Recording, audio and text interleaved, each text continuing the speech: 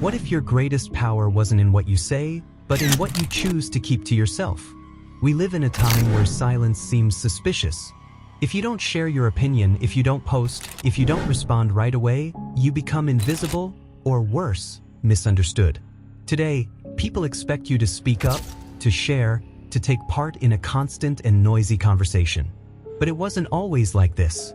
There was a time when silence wasn't a sign of passivity, but of calculation. Silence wasn't emptiness, it was strategy.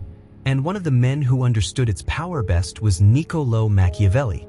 This Italian Renaissance thinker has been feared, misunderstood, and often unfairly caricatured as a champion of deception for deception's sake. But a careful reading of his work, especially The Prince, makes it clear that he wasn't promoting evil for its own sake, but clarity in the face of human nature. In a world ruled by ambition, betrayal, and the fragility of power, Machiavelli wasn't teaching how to be good, he was teaching how to be effective. And within the complex map of relationships and decisions he drew, silence held a central place, even if he never explicitly named it a virtue. Its presence is subtle but forceful, like a shadow moving between the lines. Machiavelli knew something many today have forgotten. Speaking can make you weak. Not because words lack power, but because power, misused, or used without thought, can turn against you. Every time you open your mouth, you risk exposing your true intentions, revealing your emotions, showing your wounds. And in politics, as in everyday life, revealing more than necessary is an invitation for others to take advantage. That's why silence isn't simply the absence of speech, it's an act of control. It's the conscious decision not to hand over the weapon that could be used against you. But this kind of silence isn't passive or cowardly. It's active, deliberate. It's a silence that observes, that measures, that waits. The one who stays quiet doesn't leave the game. On the contrary, they often rise to a higher vantage point to see the entire board. While others rush to justify, explain, or persuade, the silent one becomes an enigma. And like any enigmatic figure, they inspire respect, intrigue, and sometimes fear. What isn't said holds more power than what is shouted, because the human mind, when faced with a void, fills it with its own assumptions. And those assumptions often reveal more about the person making them than about the one who remains silent.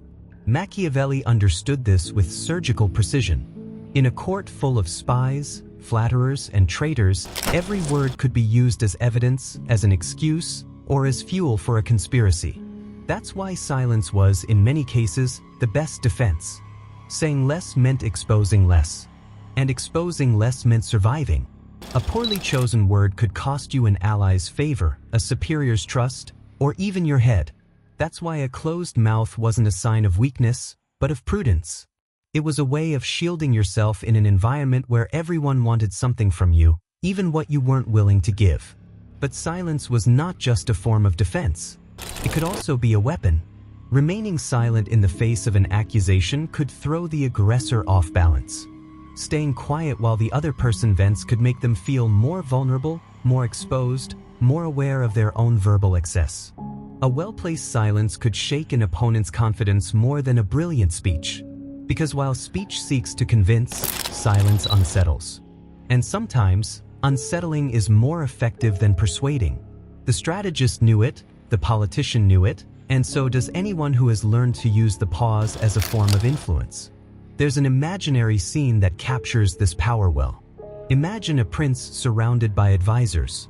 Everyone has an opinion, everyone suggests something, everyone speaks with the anxiety of being heard. The prince, on the other hand, listens in silence. He neither approves nor disapproves. He reveals nothing in his gestures. He just observes. In that moment, his authority grows. Because he doesn't need to impose it, it's enough for him to contain it. Meanwhile, his advisors begin to doubt. What is the prince thinking? Does he agree? Is he testing me? And so, without uttering a word, this man becomes the gravitational center of the room. His silence makes him greater than any argument. This isn't about idealizing silence as a universal solution. Sometimes speaking is necessary, even vital.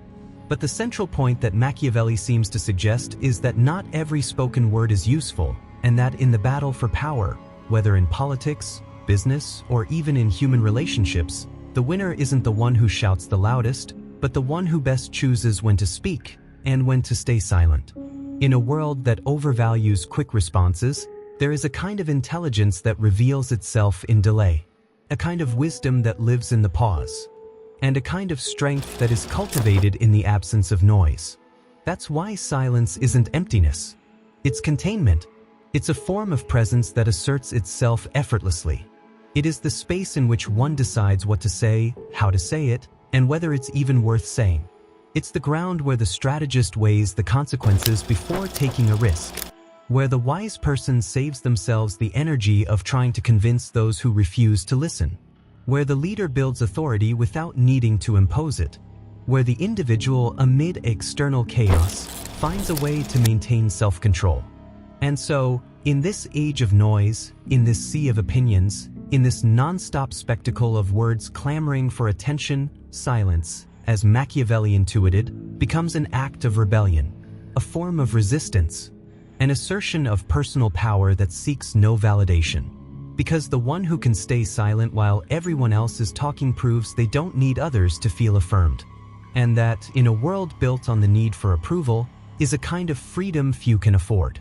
Maybe that's why silence makes people uncomfortable, because it can't be pinned down, because it doesn't explain itself, because it forces us to confront our own insecurities, our urgencies, our compulsion to fill the void with anything that might make us feel less alone, less lost.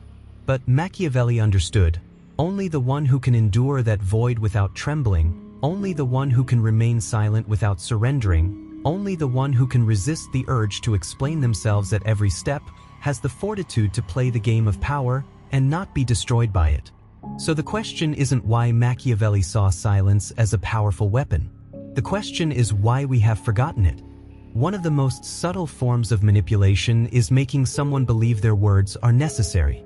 We live convinced that we must explain every decision, every emotion, every silence, as if our dignity depended on justifying our actions in the eyes of others. But there is a much deeper strength in the calm gesture of someone who doesn't need to explain themselves. That strength comes from self-mastery. And whoever masters their tongue, masters their world. Machiavelli, who lived among betrayals, plots, and twists of fate as violent as they were unpredictable, understood that language is a minefield. Every word can be misunderstood, twisted, taken out of context. But silence, on the other hand, is clean. It leaves no trace. It doesn't compromise. It offers no evidence or weapons to the enemy. The one who stays silent doesn't give up control, they accumulate it. That's the paradox. In silence, there is more power than in 1,000 well-crafted speeches. Because power doesn't always scream, many times it whispers or simply breathes. Few things are more disarming than someone who, when provoked, doesn't respond, who doesn't defend themselves, doesn't justify their actions, doesn't play the game of wounded pride. That kind of person disarms, not because they have something to hide, but because they've learned that not everything deserves a response, that not every battle needs to be fought, that there's more courage in keeping your composure than in winning a useless argument. That's the kind of wisdom Machiavelli admired, the wisdom of the man or woman who knows when to act and when to simply observe. There's a hidden violence in words, even in well-meaning ones, because to speak is always to expose yourself. You risk being misunderstood, misinterpreted, revealing more than you intend. Silence, on the other hand, protects. It's a kind of invisible shield, a space where one can think, breathe, reconnect with their center. In Machiavelli's time, that shield could save your life. Today, it can save your integrity. But this isn't about empty or submissive silence. It's not the silence of surrender, but the silence of choice. There's a big difference between not being able to speak and choosing not to. The second option requires inner strength. It demands patience. And above all, it requires the understanding that you don't always win by speaking. That sometimes, true control lies in what is held back, not in what is released. And what happens when we choose that silence? Something magical. Others begin to reveal themselves. In the absence of our words, they fill the space. They speak more, contradict themselves, expose their fears. The one who stays silent hears what others don't even know they're saying. They uncover the cracks in others' speeches, sense insecurities, notice the gestures that accompany the words. The silent one is not at a disadvantage. They're learning. While others rush to be understood, the silent one understands. There is also an elegance in that gesture, a kind of beauty that needs no embellishment, because silence is the opposite of desperate noise. In a world that rewards hysteria, excess, and speed, someone who pauses, who breathes, who doesn't respond immediately radiates a different kind of presence. One that isn't trying to impress, but simply to be. One that doesn't need to shout to be heard. One that simply is. This kind of power can't be bought, improvised, or inherited. It must be cultivated. And like everything truly worthwhile, it takes time. You have to learn to endure the discomfort of not speaking, to tolerate the judgment of those who mistake silence for weakness, to withstand the echo of your own thoughts without trying to drown them out with external noise. But once you manage it, once you settle calmly into your own silence, the world begins to behave differently. You no longer feel the urge to defend yourself because you no longer feel attacked. You stop wanting to impress because you no longer need approval. You let go of the need to be right because you've discovered something more valuable: peace. It's no coincidence that true leaders, the ones who leave a mark, aren't the most talkative, but the most deliberate with their words. Their silences carry weight. Their pauses have meaning. Every word is measured. Every statement has a purpose. Because they understand that excess weakens. That those who talk non-stop eventually contradict themselves, give themselves away, grow tired. But the one who speaks little and observes much remains strong. Their words matter more because they are rare. Their voice resonates more because it doesn't compete with the noise. Machiavelli hinted at it time and again. Power is not something you shout. It's something you exercise. And often, it's exercised in silence. Through emotional control, strategic coldness, and the conscious choice of what to show and what to conceal. His wisdom wasn't in visible weapons, but in invisible ones. And silence was one of them. A subtle weapon, but devastating when used correctly. Because the one who knows how to stay silent, knows how to wait. And the one who knows how to wait wins. Even in our everyday lives, far from palaces and conspiracies, silence remains useful. In the face of unfair criticism, sometimes it's better to remain silent than to get tangled in explanations that only feed the conflict. In an emotionally charged conversation, it's sometimes wiser to pause than to rush into a response. Even when faced with opportunity, silence can help us assess more clearly, resist the rush of excitement, and make decisions with clarity. It's not about staying silent all the time, it's about knowing when. That's the difference between fear and strategy. The one who stays silent out of fear is hiding. The one who stays silent out of wisdom is strengthening. One withdraws, the other prepares. One disappears, the other observes. The difference may seem subtle, but it changes everything. And just as silence protects, it also transforms. Because it forces us to inhabit the present more deeply. It allows us to observe without interruption. It demands that we listen, even to what we don't want to hear. It connects us with a more essential part of ourselves, where identity doesn't depend on being heard, but on being at peace with who we are. In that space, far from noise, far from the need to explain yourself, you can finally breathe. Machiavelli doesn't invite us to disconnect from the world, but to play it wisely. To recognize that in a world where many rush to speak, the one who has the ability to remain silent becomes an unpredictable figure. And the unpredictable is feared. The feared is respected, and the respected influences. That's how the power of silence works. That's how it becomes a tool for the one who doesn't need to shout to carry weight. For the one who isn't looking to shine, but to endure. Maybe that's why staying silent is so difficult for us, because it confronts us. Because in that space without noise, without justifications, without embellishments, we begin to see what's truly inside of us. And it's not always comfortable. The external clamor, the words we throw into the air, the automatic responses, the complaints, the speeches, all of it serves as a veil. Like a mask we wear not to communicate, but to hide. Silence, on the other hand, strips us bare. It puts us face to face with our doubts, our insecurities, our true motives. But also, and this is the most beautiful part, silence gives us the chance to reconcile with ourselves, to listen to ourselves with honesty, to make decisions from a more authentic place, less tainted by the desire to please or to win. And that, in a world that pushes us toward immediate reaction, is a deeply revolutionary act. It's the choice of calm over hysteria, presence over appearance, balance over impulse. Machiavelli, despite his reputation as a cynic, was not a man without soul. He was a realist, yes, a sharp observer of power and the human condition. But he was also someone who understood the depths of the human soul. He knew that often the noise of the world is just an excuse not to face what is essential, and that the truly wise ruler, the truly strong human being, is the one who can stand in silence without losing himself, the one who can inhabit it without fear, because he no longer needs to prove anything. Silence, when used well, is a form of assertion. It's not emptiness, it's containment. It's not weakness, it's strength. It is the expression of a will that has learned to wait, to observe, not to rush. It is, in a way, the purest form of authority, because someone who chooses to remain silent transmits a serenity that no word can match. And that serenity is magnetic. In an argument, it unsettles. In a negotiation, it strengthens. In a moment of crisis, it inspires. But living from that place isn't easy.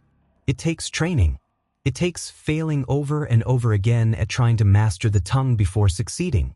Above all, it takes patience with oneself. Because it's not about becoming hermetic, cold, or distant. It's not about building walls. It's about choosing carefully when to speak and how. It's about stopping the habit of constant reaction and starting to live in conscious response. About letting go of the chase for the last word and starting to inhabit the pause. And it is there that silence becomes not just a strategy, but a way of being. A way of seeing the world. Of existing in it without being dragged by its chaos. Of listening to others without the urge to interrupt them. Of recognizing our own emotions without being ruled by them.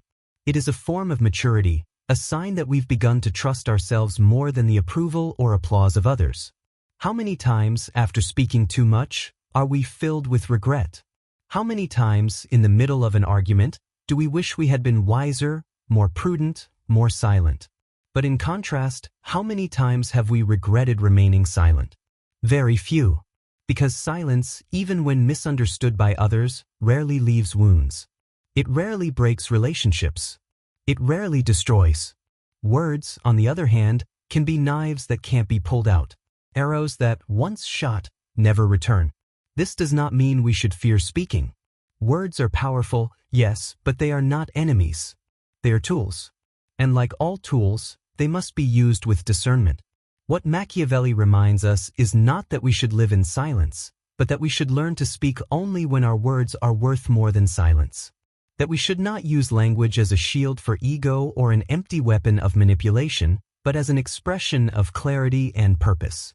Within this wisdom lies a deeper lesson. True power is not in dominating others, but in mastering oneself. In not being dragged by the need to always be right, nor by the impulse to respond to every attack. In understanding that not everything deserves a reaction. That not every provocation deserves to be addressed. That there are gestures that should be met with distance. And words that are neutralized by the absence of a response. Serenity, in many ways, is the purest form of power. Because those who possess it do not need to prove anything. And those who don't need to prove anything live lighter.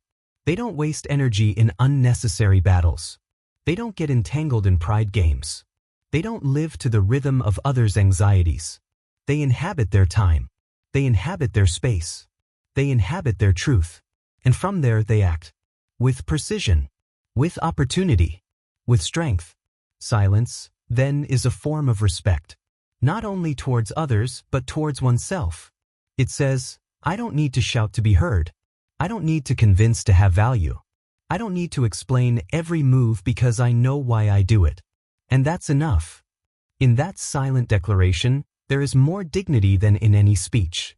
because it speaks of someone who has reconciled with their inner self, who no longer fights to be seen because they already see themselves. And it is precisely there, in that quiet fullness, where true influence is born. Not the kind imposed by fear or applause, but the kind that transforms. Because silence also teaches. A glance can hold more compassion than 1,000 words. A pause can deactivate a conflict. A gesture of listening can open a door that was closed. Sometimes what we need most is not for someone to speak to us, but for someone to listen. For someone to be there. Without judgment. Without interruption. Without imposition. Perhaps, then, the question we should ask ourselves is not why others don't listen to us, but how many times we have known how to remain silent in order to listen. How many times we have offered the space of silence for the other to reveal themselves. For the other, simply, to be. Because only when we stop speaking compulsively can we truly begin to understand. And understanding the other, even in their mistake, even in their chaos, is a form of love. Machiavelli did not teach us to be cold. He taught us to be clear-sighted, to distinguish when to act and when to wait, when to speak and when to remain silent. And, above all, he reminded us that life is not just about winning, but about knowing how to preserve what truly matters: calm, clarity, and meaning. In a world where every second seems to demand an immediate response, his wisdom is more relevant than ever. Thus, silence is not just a weapon. It is a way of seeing the world through different eyes, of being present without noise, of influencing without violence, of saying, even without speaking, that we are here, that we have seen, that we have understood, and that, although we don't say it, we have already decided. Because sometimes, the bravest, wisest, most powerful act is simply saying nothing,